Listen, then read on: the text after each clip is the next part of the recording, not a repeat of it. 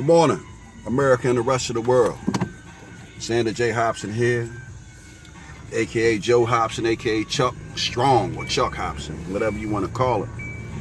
Brilliant Artist Movement. Hell for Loving News. So before we get started, right, to dive in what I want to talk about, Dave Chappelle. Hey man, big shout out to Kevin Hart. I wish Kev speedy recovery. I don't know Kevin Hart, but he's my fellow Philadelphian, and he's also a fellow comedian. He's someone with whom I look up to, even though he's shorter. I wish him a speedy recovery, and I just hope that the haters keep the venom to a minimum, because I know that people gonna hate. There's people out there that's gonna say that this is some kind of conspiracy theory, that the Illuminati wanted to kill Kevin Hart or send him a message. And I don't know. I want to believe that it's not none of those things. I just want to believe that it was an unfortunate mishap that transpired, and Kevin Hart got through it. Speedy recovery, Kev. God bless you and your family, bro. So anyway, right, I just got finished watching Dave Chappelle's Sticks and Stones stand-up comedy special, which he got paid a ton of money for. That's what's up. Dave Chappelle standing on the shoulders of Red Fox, Richard Pryor, Eddie Murphy, and all the others who came before him to get paid like he did. Big ups to you, Dave. It was a great show. I liked a lot of the topics that Dave touched on. Dave, a great orator, a great comedian, an outstanding storyteller, and a very, very intelligent fellow. I really liked when he was touching on the right to free speech and people being so touchy. We live in a time now where, you know, people say nigger, nigger, nigger, nigger, nigger, left and right, and they say it with impunity. But you say anything about homosexuality, lesbianism, or whatever, the LGBT, and all hell breaks loose. And again, you know, you had guys like Joe Rogan, Bill Burr, Patrice O'Neal, and a handful of other comedians talking about how, you know, speech is now under attack. You know, and you know, you get comedians, they say stuff and they catch so much flack for it.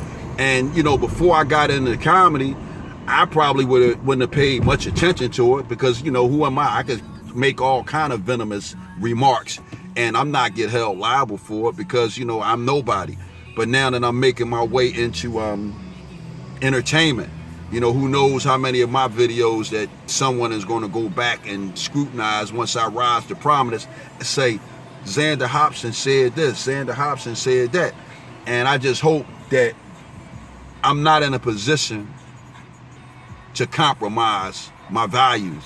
And when I mean position, you know, a lot of times money changes things. It's easy for Xander Hobson to sit here and say, I won't do this and I won't do that. Well, if we ain't talking it, millions of dollars are not on the line right now.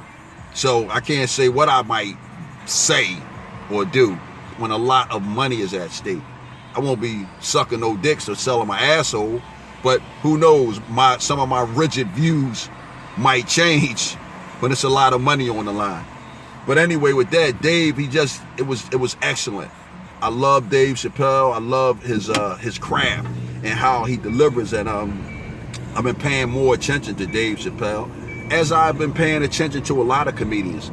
I think my big brothers in the comedic field is Corey Holcomb, T.K. Kirkland, and my main man, the late, great Patrice O'Neal. Those guys gave me the courage to just to get up there and spit it. But I just like how unapologetically honest all those comedians are. But Dave Chappelle, he done a great job. I mean, he was just unapologetically funny and insightful on a lot of the topics that he brought up. And he had some great premises, and I really enjoyed it. With that said, I'm gonna move on because I think I gave the people who I admire enough credit. One thing I will say is I can remember being a young boxer and admiring the likes of Marvelous Marvin Hagler, Sugar Ray Leonard, Hearns, Duran, and the great Wilfredo Benitez. And now the guys that I admire are these comedians that I rabbled off, even the great Jerry Seinfeld. Oh man, it's just so many guys, George Wallace, that I admire now in the same manner that I admire the boxers of the past. And at 51 years of age, the only difference between being a comedian versus being a boxer, I realized that you have to put the work in.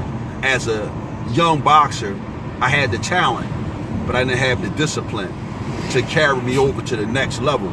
And I can say at 51, I was never a boxer. I was just a guy who can fight. But a boxer, a guy that's truly sincere about his craft, is a guy that has the work ethic of the great Bernard Hopkins, the great Buster the Demon Drayton, the great Gary the Executioner Hinton, the great Freddie Pendleton. Those guys had a great work ethic, something that I didn't have. But I'll tell you what, I won't make the same mistake as a comedian.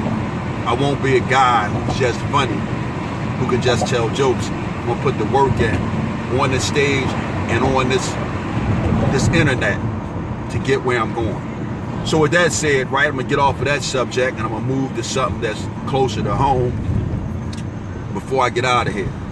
Man, I want you guys to stop messing with the police, man. Once again, we had another police shooting.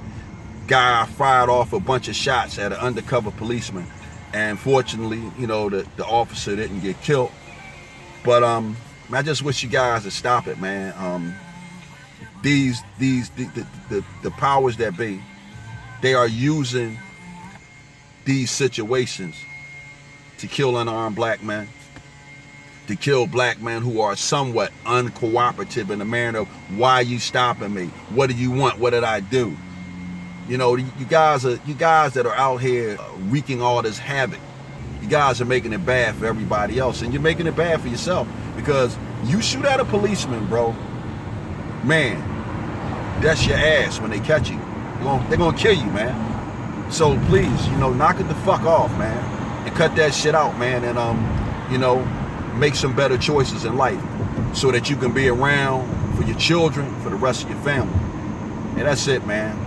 I'm not beating a dead horse. I'm done with this. Have a great day. God bless you all. Remember, make some better decisions. Thank you, Chuck. Bam! Bam! My man. My man. Shit here and there, you know, we had our ups and downs. For everybody, you can remember the Africa Center.